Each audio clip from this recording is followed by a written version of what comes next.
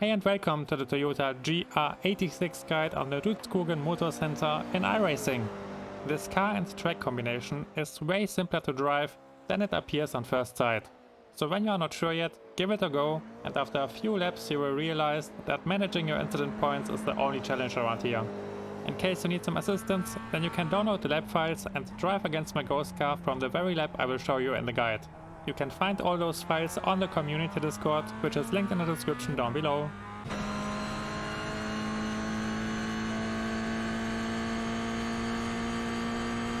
You want to approach the first braking zone on the right edge of the track, but be a bit careful, since you are driving into a slope. It's quite easy to clip the grass when you try to follow the white line.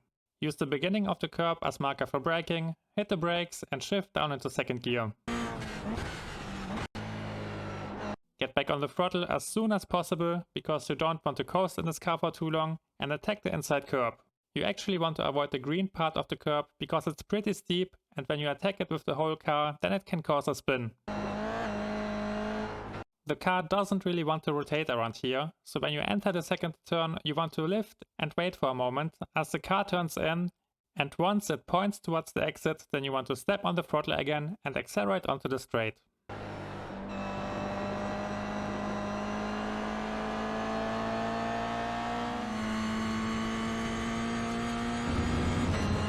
One short PSA before we get to the next turn.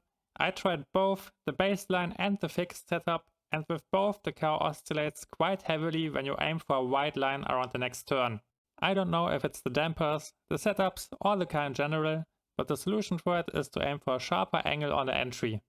That way you can avoid the heavy oscillations, which will make you go quicker around the corner. Use the 50-meter board on the right as marker to turn the car in and engage the brakes. You don't need to brake that much, it's enough if you just tap them as you lift, and the car will smoothly decelerate as you drive into the turn. Attack the inside curb, and as you can see it on the bottom left, I'm still not braking that much, because the car will do most of the job on its own. The only thing you need to keep in mind is to slowly shift down, gear by gear, as you decelerate into the turn. Somewhere around the apex, you want to end up in the second gear, and once the car points towards the next inside curb, it's also the moment where you want to get back onto the throttle.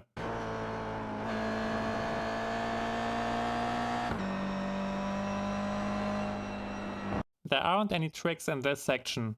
You want to lift before you turn in and attack both curbs with your whole car.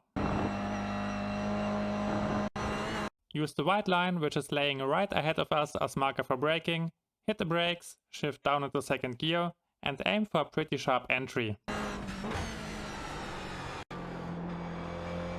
As you know it from the second turn, this car really doesn't want to turn that much, so most of the times you will need to lift as you reach the small crest before you can accelerate again into the compression.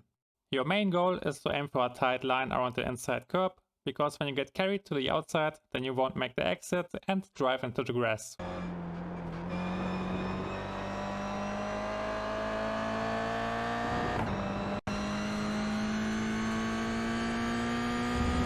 Stay in third gear until you reach the braking zone. There's no value in shifting up. Use the end of the barrier on the left side as marker for braking and drive onto the curb to get a wide entry. There's also no rocket science on this turn. Simply shift down into first gear, attack the curb and try to be early on the throttle.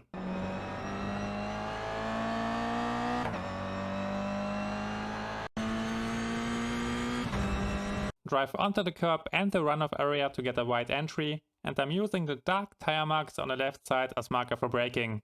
Give the brakes a soft touch, shift back down into second gear and aim for the inside curb. Attack the curb with the whole car and be aggressive on the throttle.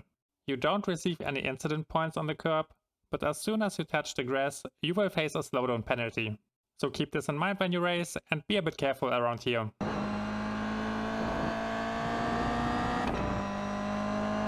The same applies for this curb. You want to attack it, but avoid the grass. Aim for a sharp entry into the last turn, and there isn't really a great brake marker.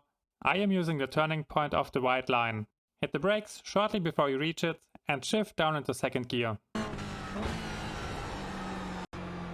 You want to let the car swing a bit deeper into the turn before you get back on the throttle, clip the inside curb again and accelerate towards the line.